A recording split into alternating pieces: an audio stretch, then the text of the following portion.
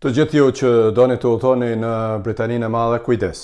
Prej ditës së sotme, pra me 25 shkurt 2026, duhet të plotësohet jashtë quajturi ETA para se të niseni për këtë vend.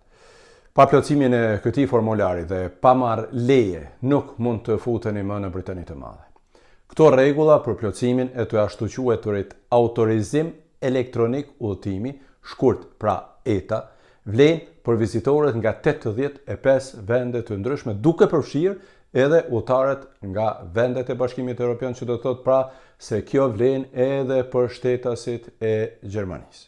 Vetëm shtetasit e Irlandës nga kjo hapësirë pra janë përjashtuar nga ky detyrim. Rregulloria është futur në fuqi para një viti afërsisht, por deri më sot ka qenë në fuqi një lloj periudhe një vjeçare e tranzicionit, siç thuhet në informacionet zyrtare. Ndërsa prej sot, pra 25 shkurt, plotësimi i autorizimit elektronik është i domosdoshëm edhe për të gjithë shtetasit e Bashkimit Evropian.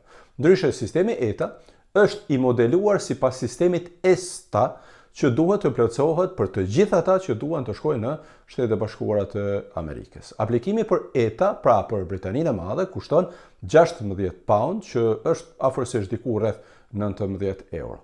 Me këtë autorizim, pastaj udhëtarët mund të qëndrojnë në Britaninë e Madhe deri në 6 muaj brenda një viti. Ndërsa dokumenti vlen 2 vjet, që do të thotë se në këtë periudhë nuk keni nevojë të plotësoni këtë dokument, por 2 vite me radhë mund të udhëtoni nga 6 muaj, pra kuptohet siç e thash.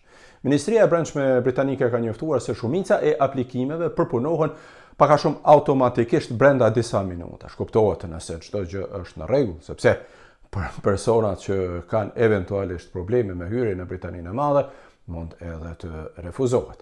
Qeveria britanike thotë se qëllimi i futjes së këtij sistemi është forcimi i sigurisë në kufijtë e jashtëm. Por, pavarësisht synimeve, ne të gjithë që duam të udhtojmë në Britaninë të Madhe, duhet të plotësojmë pra këtë dokument. Ndaj, ju lutem shumë ta shpërndani këtë video, sepse është me rëndësi për të gjithë ata që duan të udhtojnë në Britaninë të Madhe, e ndoshta akoma nuk janë abonuar në kanalet e mia. Ndaj edhe po e them gjithmonë, abonohuni në kanalet e mia, sepse kështu ju vijnë informacionet me kohë dhe me siguri që do të jeni më të informuar. Sidoqoftë, ju e dini se çfarë duhet të veproni, ndërsa unë ju falenderoj shumë që jeni me mua dhe mirupafshim.